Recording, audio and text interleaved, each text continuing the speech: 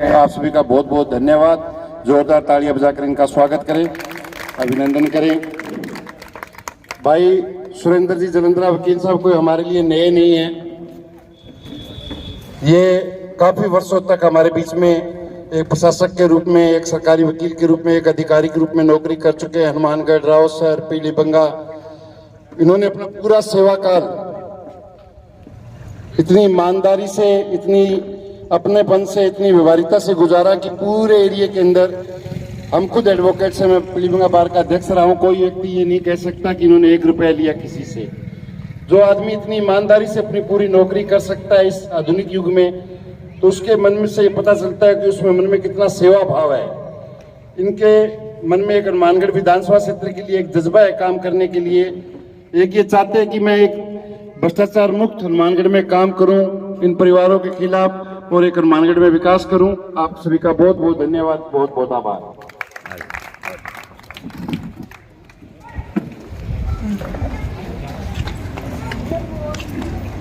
वो छुपता हुआ सूरज था, समुद्र का किनारा था,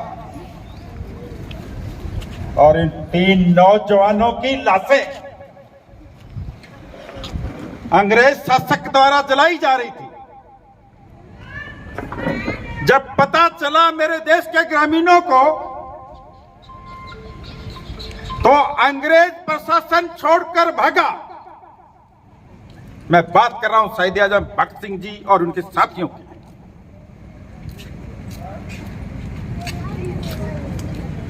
मेरे आदरणीय, मेरे दोस्तों, मित्रों, मेरे बुजुर्गों,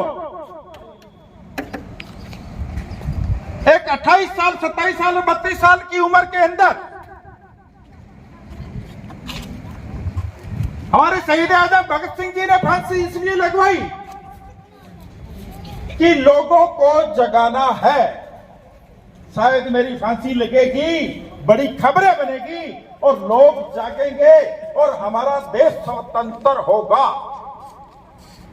ये सत्य कह रहा हूं मैं। और सने सने हमारा देश स्वतंत्र हुआ।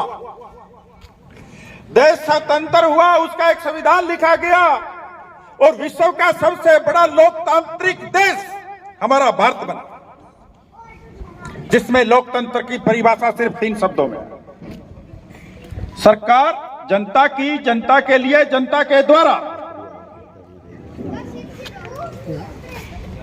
इन 3 शब्दों में से एक शब्द आज यथार्थ है कि सरकार जनता के द्वारा बनती है, परंतु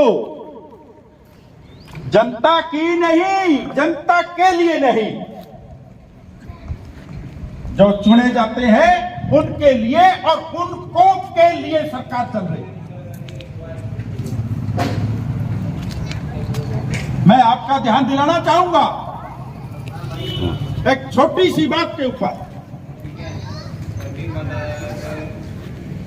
कि वोट देते हुए, अपनी सरकार चुनते हुए, क्या कभी आपने इस बात का गौर किया है कि हजारों शहीदियों के बाद में जो देश हमारा आजाद हुआ और हमारा लोकतांत्रिक देश बना, उस लोकतांत्रिक सरकार को चलाने वाले लोग जो हमारे से वोट लेने आते हैं, वो कितने ईमानदार, वो कितने ईमानदार है? क्या ये अपना आप से ये प्रश्न आपने किया है? मैं यहां बात भाजपा और कांग्रेस की नहीं कर रहा, मैं इस राजनीतिक व्यवस्था की कर रहा हूं कि भिखारियों की तरह, भिक्षुओं की तरह एक एक वोट मांगकर जब सत्ता आ जाती है तो उन्हें सिर्फ मैं और मेरा परिवार दिखता है, दूसरा आदमी नहीं दिखता। ये कब तक चलेगा? ये कब तक चलेगा? हम क्यों नहीं सोचेंगे इस बात पर कि जब सरकार हमारी है तो हमारे लिए क्यों नहीं?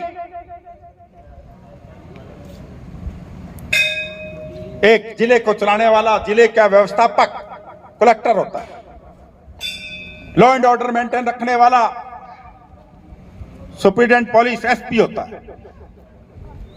अरे भाई, संविधान के अंदर तुम गवर्नमेंट सर्वेंट हो और हम तुम्हें लोक सेवक कह के इज्जत दे रहे हैं, तो हमारे शासकों की तरह क्यों रहते हो? हमारे शासक नहीं हो। एक बात ध्यान से सुन लेना, वोट देकर जिसको चुनते हो वो आपका सेवक है, स्वामी नहीं। और आपका एसपी कलेक्टर आपके शासक नहीं, वो भी आपके सेवक है। यह भाव पहले आपको जगाना पड़ेगा अपने मन के अंदर। इनके कान अपने आप ढीले हो जाएंगे। आपके विधायक जो चाहे है और चाहे जो चुना जाएगा, अपने आप कान ढीले हो जाएंगे कि लोगों को सवाल करना आ गया। मेरी लड़ाई भय और भ्रष्टाचार मुक्त हनुमानगढ़ की है।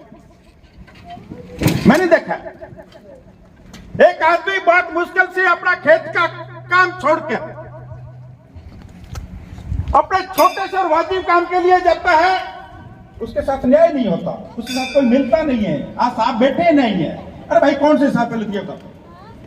You are the servant of the public. कौन सा साहब? एक में निकाल दो कि साहब है, कोई साहब नहीं है। पब्लिक का कोई साहब नहीं। पब्लिक के सर्वेंट है, सर्वेंट कॉन्स्टिट्यूशनल कानूनी रूप से सर्वेंट है। आपको थोड़ा जागना पड़ेगा। जहां तक बात रही मेरी चुनावी क्षेत्र में आने की, तो मैं इस फील्ड में कोई नया नहीं हूं। मेरी शायद घरेलू व्यवस्था ऐसी थी कि मुझे नौकरी करनी पड़ी। इससे पहले जो हमारे अध्यक्ष थे सीजी पूनिया, उनके साथ कश्मीर इशू के ऊपर जो कश्मीर बहन बेटियों के साथ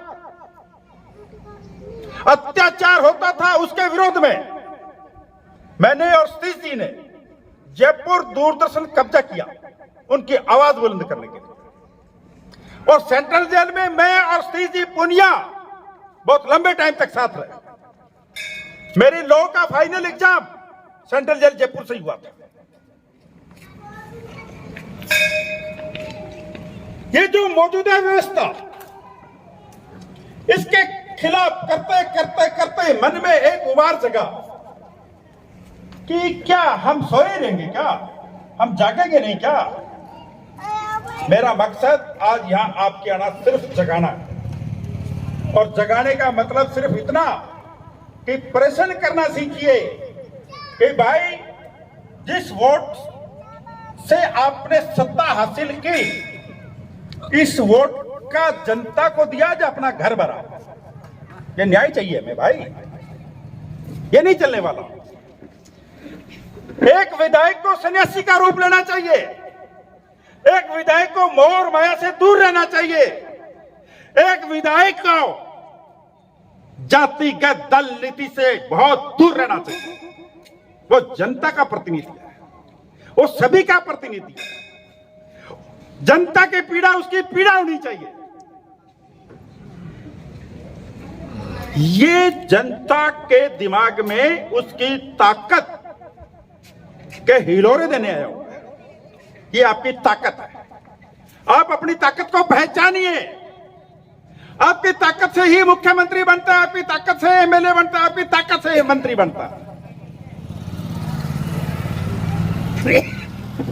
मैं इस गांव के बारे में जो मुझे जानकारी मिली कि इसके अंदर जो कांग्रेसी है वो कांग्रेस को ही वोट देते हैं, बीजेपी वाले बीजेपी को देते हैं, कांग्रेसी कांग्रेस को ही वोट देते हैं। ये लोकतंत्र के लिए ठीक नहीं है। कांग्रेस तो वो पार्टी है जिसे कभी खुद का ही फिक्र नहीं, आपका क्या फिक्र करेगी? कांग्रेस वो पार्टी है जिसको खुद का फिक्र नहीं, किसी का क्या फिक्र करेगी?